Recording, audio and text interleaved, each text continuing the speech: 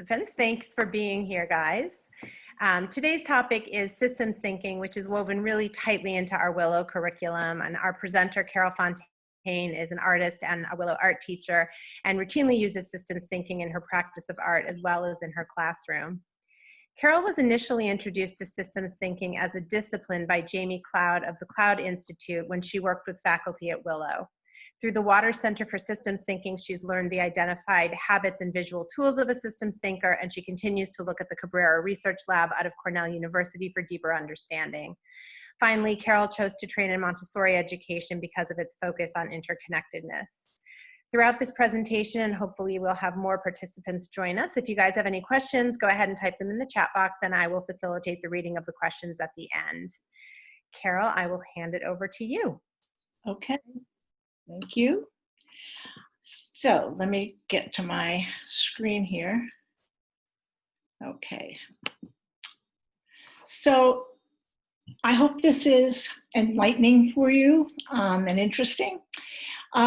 So what is a system? When I introduce systems thinking to the children, I usually start with this little diagram, which was created by Linda Booth Sweeney, a systems thinker who writes for children as well. And I ask them to describe the difference between the two sides of the diagram.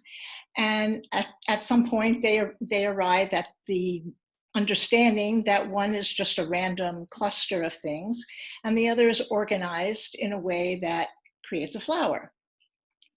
To go further, I asked them, well, what would happen if we took a red dot away from the random cluster? Would anything in that cluster change other than the fact that one was missing? And they would say no. But I said, if I took the center away from a flower, would that change the nature of the flower or the function of the flower? And they would say yes. So the real key to understanding a system is understanding that it's a group of interacting or interrelated parts that form a unified whole, and that you can't remove or change one part without it affecting the others. So what exactly is systems thinking? Well, essentially, it's a philosophy. It's a way of thinking, a way of viewing and trying to understand the world around us. It invites us to do different kinds of, or engage in different patterns of thinking, which refer to those habits of systems thinking that Lisa mentioned. One is that systems thinking invites us to shift perspectives. Shifting perspectives within a system allows greater understanding of all the other elements of the system as well as the system as a whole.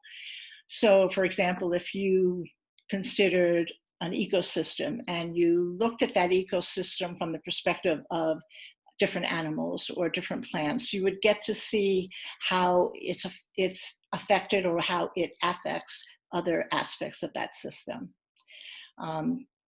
It helps us to examine problems more completely and accurately before we act.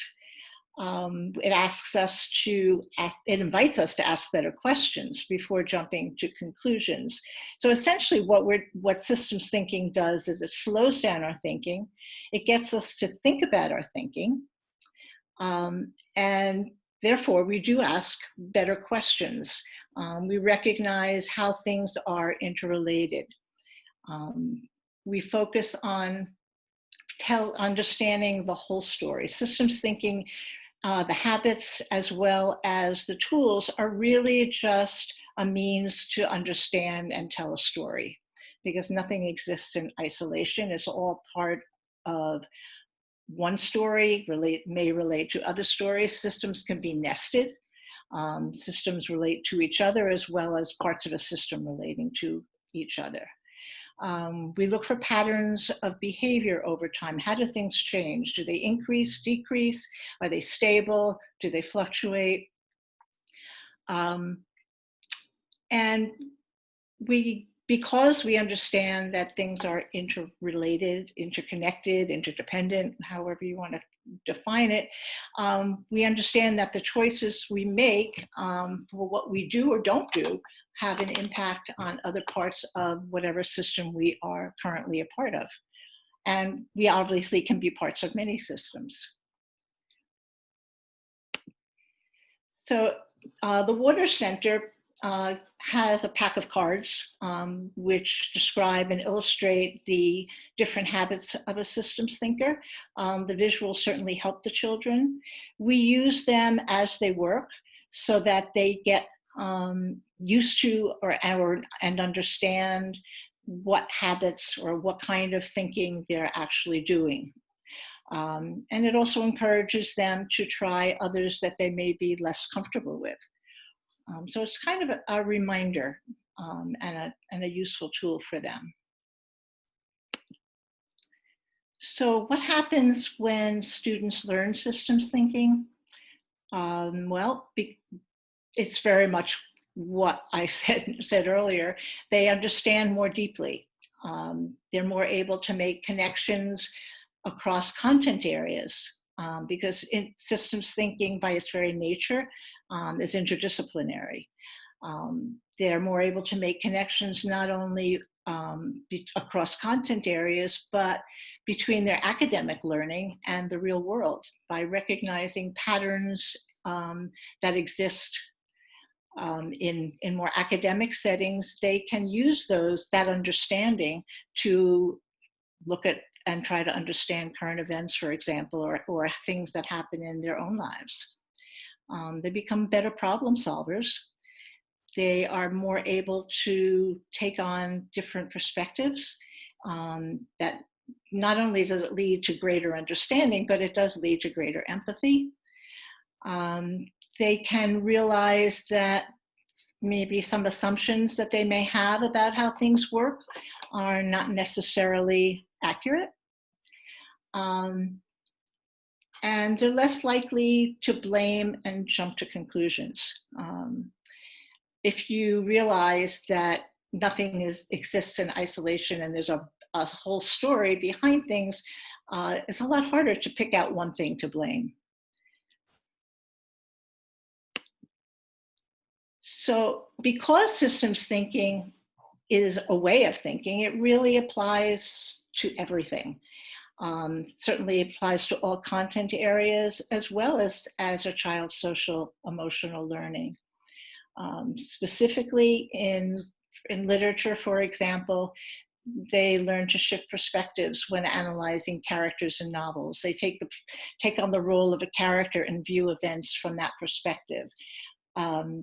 Grammar itself is a system, and understanding the parts of speech in relation to each other beyond defining them, but understanding how they work together, how a sentence works, what are the parts of a sentence and how do they relate to each other, helps their writing immensely. A story is a system. It's not, a checklist of do I have a beginning, middle, and end, but how do they support each other? How do they relate to each other? How do they work together to create a better whole, which is your story? In all areas, you can look at causal relationships.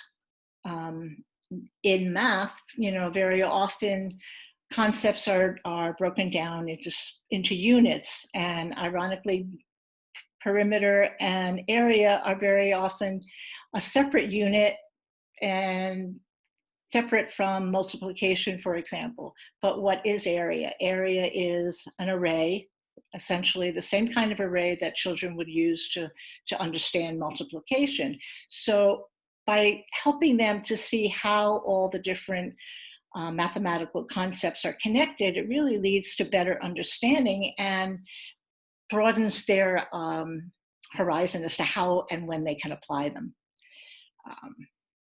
It's useful in interpersonal problem solving interpersonal conflict, and I'll discuss that a little bit later, more specifically.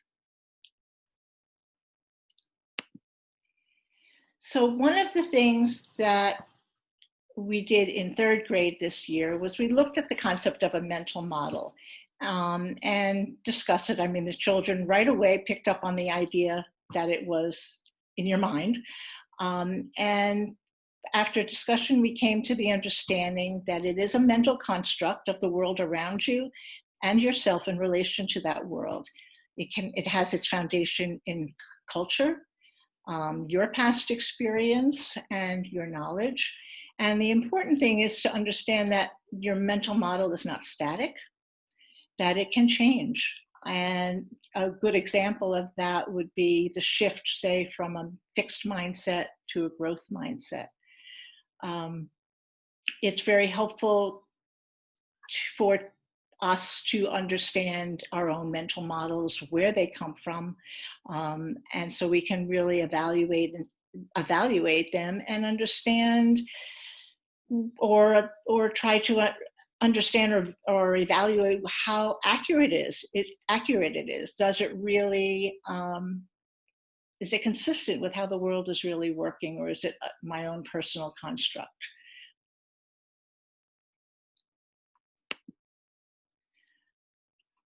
One of the tools of systems thinking is the Iceberg Model. That is very helpful in understanding the whole story, looking at the big picture. The area or the part that's above the water is what's readily apparent and what we observe with our senses. And the other categories are not that readily apparent, or if they're apparent, we don't usually think about them. So this is a tool, and it's not an illustration. It's not something you fill out after you've learned all the things or looked at a whole situation, but it's how you learn about a particular situation.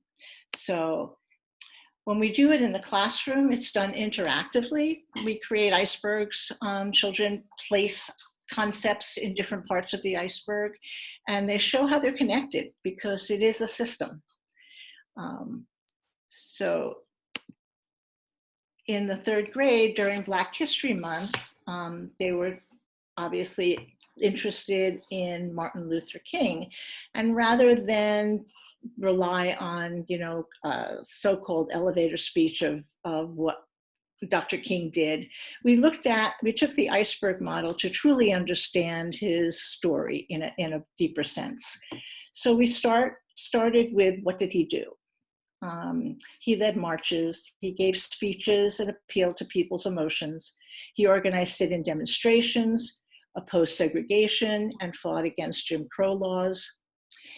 And then I asked the children, and these are all what the children came up with, and I asked them, well, how did he behave? What would have been, what do we know about his behavior? What would have been necessary for him to do what he did? And they came up with, empathy, determination, commitment, hope. But at the same time, they recognized that even though he had all those very positive qualities, there was still great resistance to what he was trying to accomplish. And then we talked about, well, what were some of the structures, in a sense, that helped him accomplish what he did? Who else outside of himself? What helped him? He had an organized support network of Black leaders, the church from which he could preach and motivate others. And at the core of his actions and beliefs was the philosophy of nonviolence. And then we looked at, well, so what were the motivators for Dr. King? What did he believe? What were some of his values and core beliefs that motivated his actions? And the kids thought about dignity, freedom, justice, equal rights and opportunity for all. He believed that the world could be a better place, and nonviolence is the better path to change. And he strongly felt that emotion was a powerful motivator.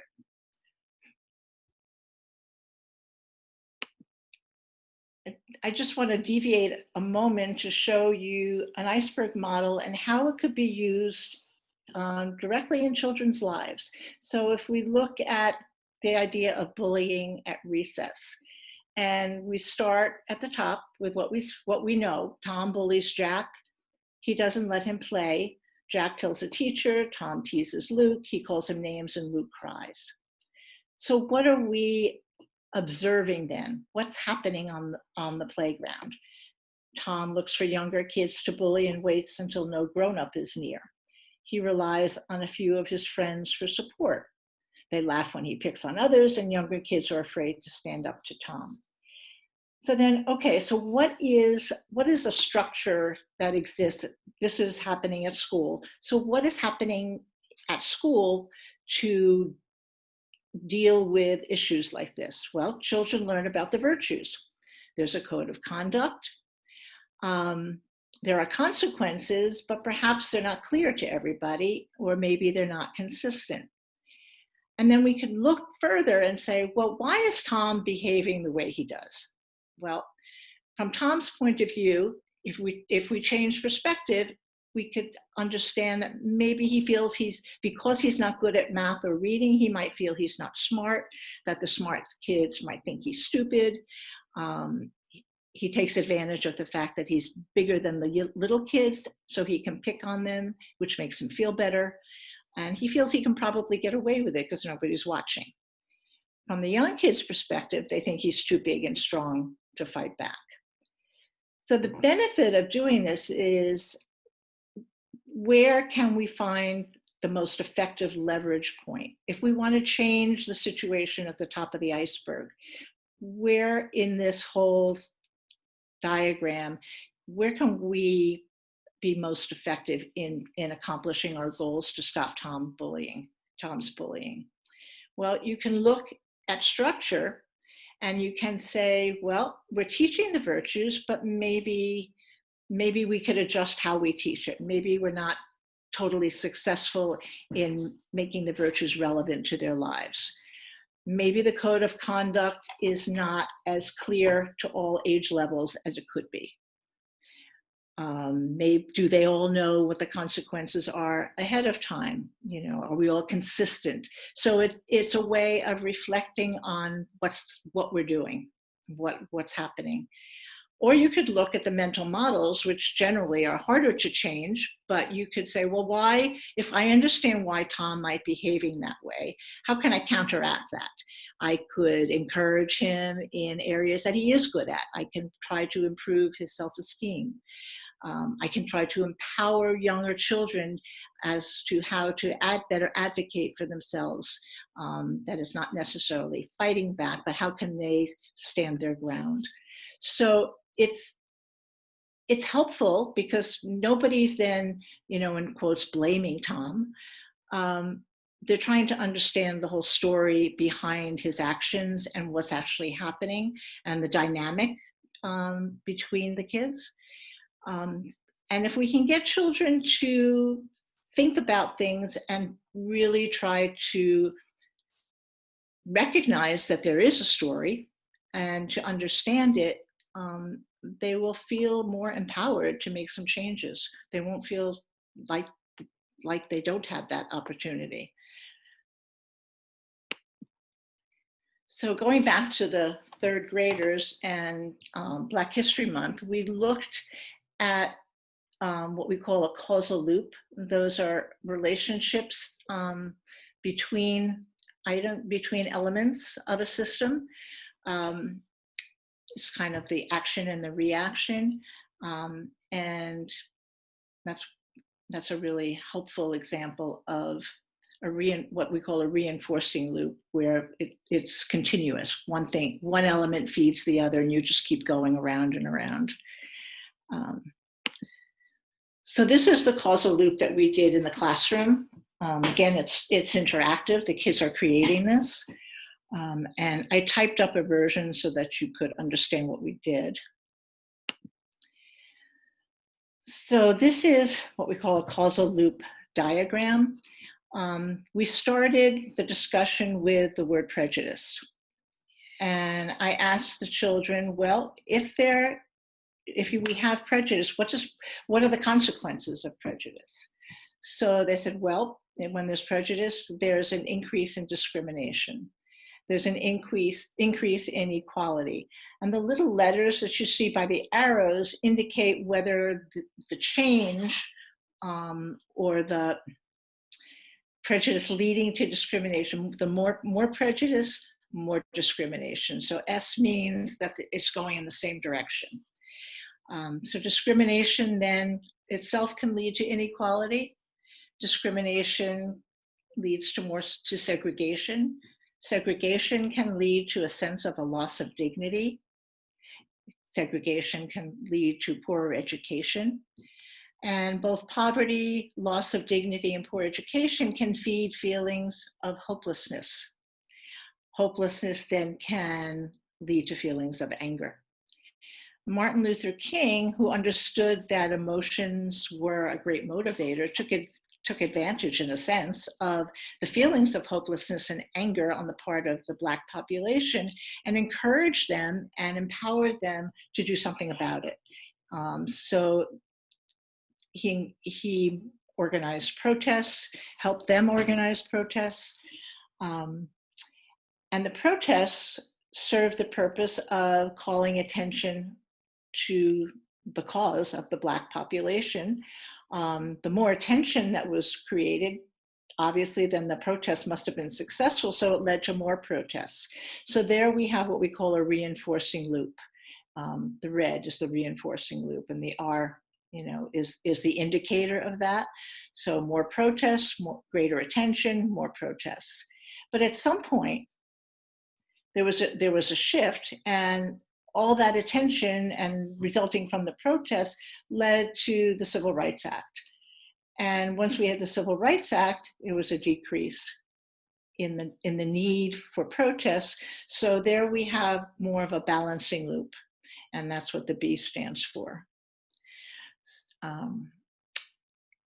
So again, it just leads by it.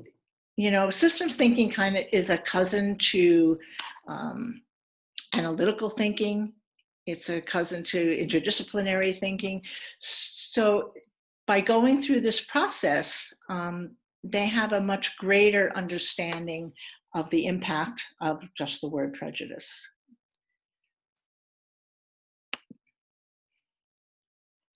In 5th grade, they were learning about culture. So I introduced culture as a system, and meaning that the elements or the components of culture are interdependent on one another. So again, it's done interactively. So each child had a label. They were each a part of a system, and then the yarn indicates all the connections among different parts. So in 5th grade, unfortunately, we had to do this remotely. So there wasn't the interaction in the same way. I presented, the idea of culture as a system, and that it was composed of both material components as well as non-material.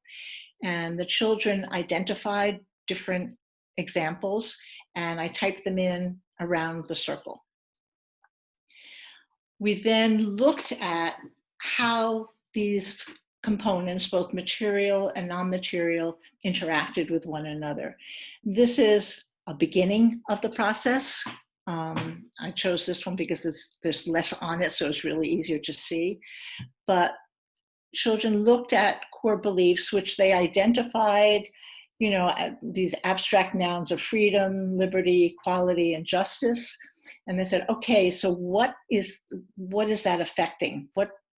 What is reliant on those beliefs? Well, they looked at the idea of community plan. They had been studying hunter-gatherers, and they were about to study the rise of civilization. And so these values, affect how a community is organized. Are the homes in a circle? Is there, a castle on a mountain and other homes at the base of the mountain? Are there segregated neighborhoods? Do some people have more access to water than others? That all has to do with your values and how you're going to set it up. And so also that affects architecture. Are the buildings going to be the same? Or what type of architecture will represent different values? If there's, religious and spiritual beliefs, how is that going to affect architecture? They looked at the religious and spiritual beliefs and thought, well, that's going to influence the food people eat, the food that they're either allowed to eat. Maybe there's foods that they aren't allowed to eat. Maybe there are times when they can or can't eat certain foods. They also looked at it in terms of art/religious images, and they understood or thought that the religious beliefs or spiritual beliefs initially influenced the type of religious images that may have been created, but they also saw the reciprocal relationship and how religious images can then reinforce their spiritual beliefs. I mean, if you think of the frescoes and the carvings on, say, Notre Dame, that was how people learned about the religion, those who were illiterate. So there is a definite reciprocal relationship there. They also found a reciprocal relationship between written language and music, songs, how understanding of different social issues might affect the music that's written. Let's see, what else are we missing here? Technology, how technology affects musical instruments, transportation, architecture. So again, this was just a start. If we carried to a conclusion, you would see that everything is connected in some way.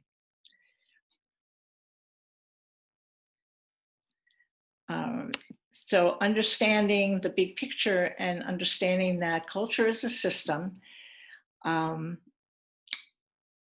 we specifically focused on unintended consequences of actions within a system. So these are some of the cards that the kids would have used. So I gave the children a scenario. I said, okay, one of our components was laws. So if there was a new law that prohibited the use of all fossil fuels, what effect would that law have on any of the other components of the culture? So immediately the children thought about transportation, that there would be electric cars. But then they thought about, well, what about tires? What are we going to use? So again, it requires looking at the big picture, and that maybe the law can't be so exclusive. Maybe there needs to be exceptions. They looked at architecture.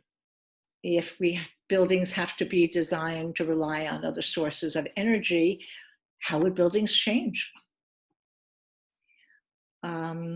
Food. If we're limiting the use of fossil fuels, there may be more reliance on local food. And then, so how would that affect farming? What would happen to big agribusiness? What would happen to the small farmers? Would there be an increase in farming? What would happen? The need for sanctions. If you've got a law, there may be people who violate it, and what are you going to do? And then you need to think about the nature of your culture. Do you want the focus to be on punishment or consequences, or do you want to encourage people to do the right thing? And then how do you do that? They came up with clothing. Buttons, for example, are made out of plastic. A lot of our fabrics are synthetic. And one child suggested, well, maybe buttons could be made of bone, but what does that lead to? In systems thinking, you have to be very aware that you don't solve one problem and then create another. Where are we going to get the bone? Is that a sustainable solution? The economy, there would be the loss of fossil fuel industry. Some jobs would be lost, but a niche may open for other new industries, and what kind of training might be needed for that. Jewelry, there's a lot of jewelry made out of plastic. How would different materials and design reflect the new values, the environmental concern of not using fossil fuels? What is the connection there?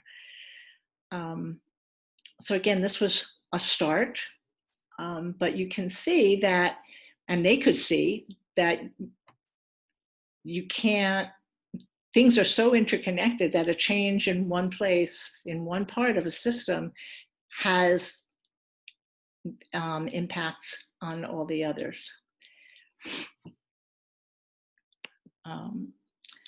I like this cartoon just in closing, the domino theory that, and supports the idea that systems are a whole, not just a collection of parts.